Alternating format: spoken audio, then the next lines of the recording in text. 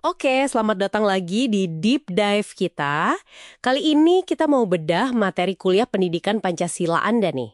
Fokusnya relevansi Pancasila sama tantangan kebangsaan zaman sekarang. Iya, betul. Topik yang sering dianggap, gitu-gitu aja ya. Nah, itu dia. Banyak yang mungkin ngerasa, aduh, Pancasila lagi, hafalan doang, formalitas. Tapi materi Anda ini justru bilang ini krusial banget. Jadi, misi kita sekarang ya, membongkar klaim itu. Benar gak sih Pancasila ini masih relevan buat Anda? Terus tantangan paling beratnya apa aja sih menurut sumber ini? Mari kita lihat bareng-bareng. Oke. Jadi argumen intinya itu, Pancasila dilihat sebagai fondasi bersama. Kayak, ya fondasi rumah lah. Kalau negaranya seberagam Indonesia ini, punya pegangan nilai bareng itu bukan cuma bagus, tapi perlu banget. Biar nggak gampang pecah gitu kan. Fondasi ya. Dan materi Anda ini langsung nunjukin kenapa ini masih diajarin di kuliah kan, bukan cuma formalitas kurikulum. Betul. Ini dianggap bekal hidup. Apalagi di lingkungan kayak kampus yang isinya macem-macem banget, Pancasila itu jadi semacam lem perekat sosialnya. Ada dasar hukumnya juga kan disebut UUD 1945, UU Pendidikan Tinggi, jadi ini serius.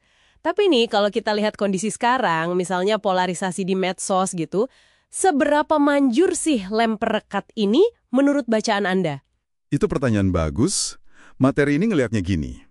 Tanpa ada dasar kayak Pancasila, potensi gesekan di masyarakat kita yang beragam ini, apalagi ditambah bumbu algoritma medsos, itu bisa jauh lebih parah. Pancasila itu nawarin aturan main dasarnya lah. Nilai kayak kemanusiaan, persatuan, musyawarah, adil, buat panduan hadapi beda pendapat.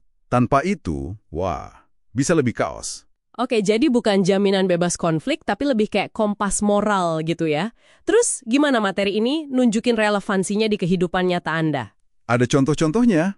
Ada beberapa yang menarik. Misalnya, aksi sosial pas ada bencana. Kayak waktu di Cianjur itu. Materi Anda nyorot gimana orang dari latar belakang beda-beda, agama, suku, itu bisa gotong royong bantu. Oh iya, ingat itu. Nah, itu dilihat sebagai wujud nyata sila kedua, kemanusiaan yang adil dan beradab. Bukan cuma kasihan, tapi aksi nyata, gitu, nggak mandang zipkat. Oke, itu di sosial. Kalau di ranah lain, politik atau digital mungkin? Kalau politik, ditekankannya ke sila keempat, kerakyatan. Pentingnya kita milih pemimpin dengan benar, nggak golput, nggak terima politik uang. Itu cara kita sebagai warga negara jalanin kedaulatan kita. Nah, ini nih yang menurut saya cukup kekinian banget dari materi Anda. Relevansi di dunia digital, gimana tuh? Sila ketiga, Persatuan Indonesia. Itu jadi relevan banget pas kita ngomongin hoax sama ujaran kebencian. Jadi kemampuan kita buat kritis, cek dulu sebelum share informasi, itu dianggap cara jaga persatuan di era digital ini. Wah, menarik ya. Jadi nilai yang udah lama dirumusin, dicoba ditarik relevansinya ke masalah baru kayak hoax, ini nunjukin Pancasila bukan konsep jadul yang kaku dong ya?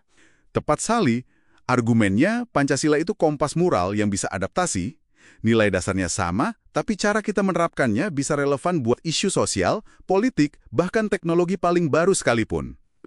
Tapi kan relevansi ini nggak otomatis ya. Pasti ada tantangannya. Materi Anda juga nyebutin ujian berat atau tantangan kebangsaan yang nyatakan, apa aja tuh? Betul. Ada beberapa tantangan utama yang diangkat. Pertama, ancaman desintegrasi sama intoleransi. Masih ada aja kan, konflik antar suku, agama, ras. Itu ujian langsung buat sila persatuan sama kemanusiaan. Iya, masih sering dengar berita begitu. Kedua, ini yang kayaknya bikin banyak orang geram. Korupsi dan ketidakadilan sosial.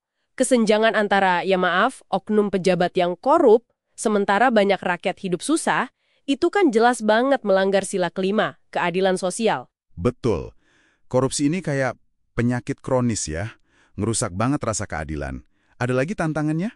Ada. Ketiga, soal globalisasi dan budaya asing. Materi Anda ngasih contoh K-pop versus perhatian ke budaya lokal kita sendiri. Bukan berarti anti asing ya, tapi gimana cari seimbangnya? Biar identitas bangsa kita, yang nyambung ke sila ketiga juga, itu tetap kuat. Oke, soal keseimbangan identitas, ya. Yang terakhir, Biri, selain hoax tadi, Ada juga cyberbullying, judi online, konten negatif lain yang bisa merusak mental individu dan juga tatanan sosial kita. Jadi semua tantangan ini intinya nguji ketahanan nilai-nilai Pancasila itu sendiri ya. Nah, terus peran yang diharapkan dari Anda sebagai mahasiswa atau generasi muda menurut materi ini apa dong?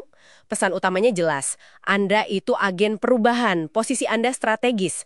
Pancasila itu jangan cuma dibaca atau dihafal, tapi dihidupkan. Lewat apa? Ya lewat tindakan nyata. Contohnya gimana tuh tindakan nyata? Mulai dari yang simpel di lingkungan Anda. Misalnya, jujur pas ujian, nggak nyontek. Aktif di organisasi kampus yang positif. Ikut kegiatan sosial. Materi Anda ngasih contoh tuh, ada komunitas mahasiswa ngajar anak jalanan.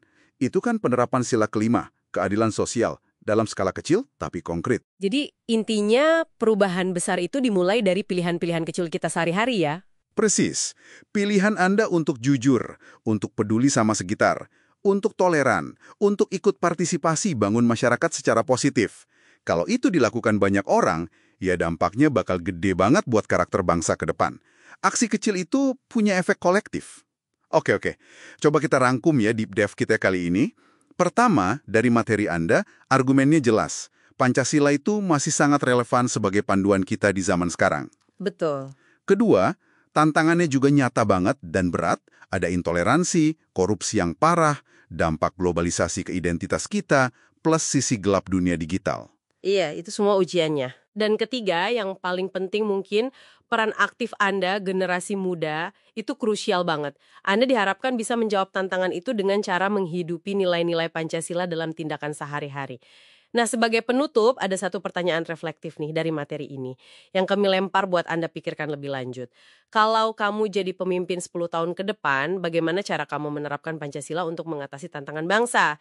Pertanyaan bagus tuh, biarkan ini jadi bahan renungan Anda ya. Terima kasih sudah menyimak Deep Dive kali ini. Sampai jumpa!